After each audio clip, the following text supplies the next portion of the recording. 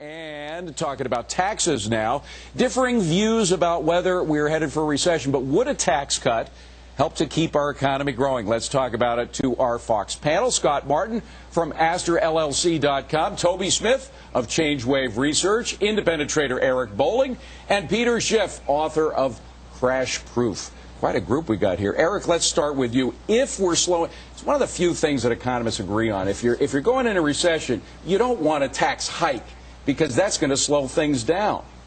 Well, yeah, look what happened since the 2000. You see my gold? You never are without this gold. He lets me touch it and hold it and look at it. I saw him. You see him grab that? Oh, anyway, look what's happened since the 2003 Bush tax cuts. Tax receipts have skyrocketed. They've outpaced the GDP growth by double, almost triple. So what does it tell you? It tells you that when you do cut taxes, whether it's corporate taxes, whether it's personal income taxes, you stimulate growth in the economy, and that's what's happened. And I think if you do feel like we're headed toward any sort of recession, it's not a bad idea to maybe cut some taxes and have the growth picture become more robust.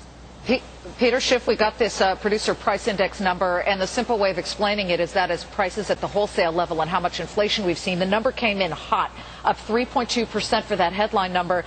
The energy part of it, up 14.1%. You're not telling Americans anything they don't know about how much that they are paying at the pump. But if you have high inflation but weak growth, what do you do about tax hiking or cutting? What is your perspective?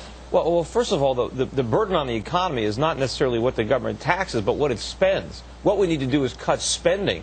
If they simply cut taxes and print the difference, we get hit with the inflation tax. And that's why prices are rising, because the government is creating so much inflation. Somebody just mentioned that the value of the dollar determines our competitiveness. It determines our standard of living. And our standard of living is falling as the dollar is being debased.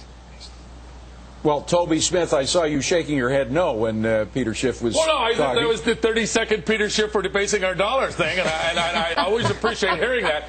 But let's look at a couple things. First off, if you're going to look at income tax, or you look at all taxes, look at the taxes that are coming from non-withheld taxes. That's a big difference, because Eric's right. Not only are tax receipts up. So look at the stuff other than you see on your paycheck every week. That's actually up almost at a 20% rate. What does that tell you? It says people are investing, people are buying and selling stocks, etc., and those capital gains from buyouts, etc., have blossomed, number one. Number two, if you are heading into a recession, the last thing you want to be doing is cutting spending at the same time. The time you sort of juice the economy is when you have a slowdown, and what we've done is increase spending based on tax receipts coming in, get the war to go right for us a little bit, and cut the spending there. All of a sudden, we've got the fuel to get this economy back and going. The reason we're in so much trouble is because we spent too much.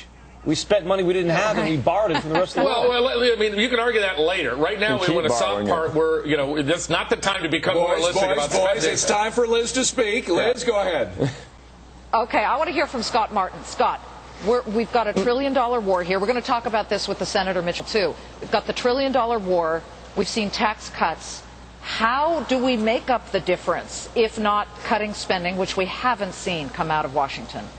We haven't, Liz, and we're talking about GDP slowing down again, which government spending is a big component of. So that's another area you have to look at. The government might try to subsidize that, too. I think, going into recession, the last thing you want, as you guys have said, is a tax hike. But the way we've got the election coming up, I mean, that's obviously going to take forefront. But what are you going to do when we have this slower growth, slower GDP? You're going to hear qualms for cutting spending, but you're also going to hear maybe some qualms for raising taxes. I mean, I think it puts everybody in a really tough position. And I'm just glad I'm not running. That's what I'm going to say.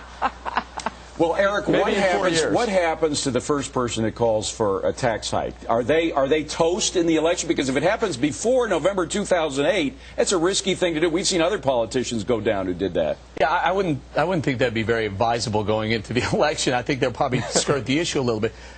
I'd like to address this GDP slowing that everyone's talking about. Today, with those retail sales numbers, double what was expected. Almost triple. If you take autos out, it was about triple.